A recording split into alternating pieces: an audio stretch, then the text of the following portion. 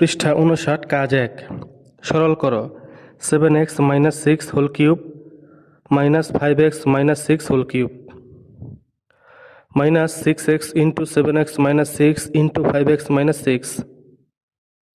এটা হচ্ছে প্রশ্ন। সমাধান ধরি 7x - 6 ইকুয়াল টু a। এই যে 7x - 6 7x - 6 এটা সমান a ধরেছি এবং 5x - 6 এবং 5x - 6 ইকুয়াল টু b। এই যে 5x - 6 5x - 6 এটা সমান b ধরেছি।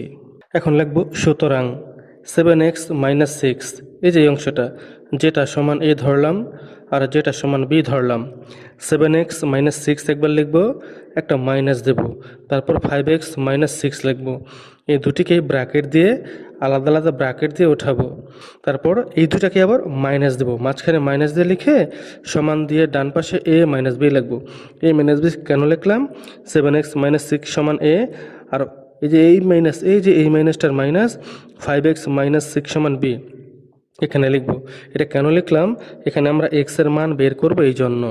তারপর বা লিখে 7x ঠিক থাকবে, -6 ঠিক থাকবে।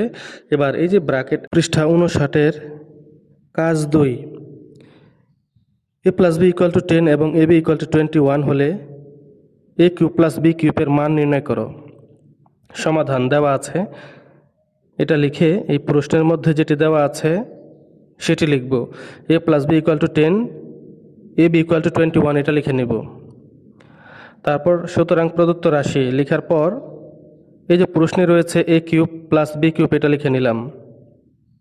সমান চিহ্ন দিয়ে আমরা জানি একটি অনুসিদ্ধান্ত রয়েছে a কিউব প্লাস b কিউবের a plus b whole cube minus 3ab into a plus b। এই অনুসিদ্ধান্তটি রয়েছে, এটা আমরা জানি। সেই অনুসিদ্ধান্তটি বসিয়ে দেব, কারণ মান নির্ণয়ের ক্ষেত্রে অনুসিদ্ধান্ত ব্যবহার করা হয়। এবার a প্লাস b এর মান বসাবো 10। এই যে a প্লাস b সমান 10 দেওয়া আছে, a প্লাস b সমান 10 দেওয়া আছে, এখানে a প্লাস b এর জায়গায় 10 বসাবো, a প্লাস b এর জায়গায় 10 বসাবো, উপরে পাওয়ার 3 থাকবে।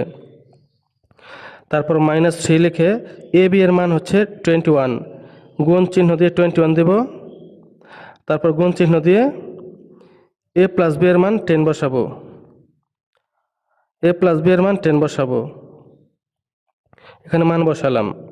এখন 10 কিউবের মানে হচ্ছে এখানে 10 কিউব, এটার মানে হচ্ছে 10 গুণ 10 গুণ 10 1000 হবে।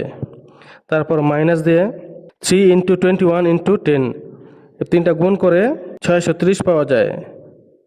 3 ইন্টু 21 ইন্টু 10 এটা গুণ দিলে কত হয়? 630, 630 হয়। এখন 1000 থেকে 630 বিয়োগ করলে কত হয়? 370। অ্যান্সার হবে 370।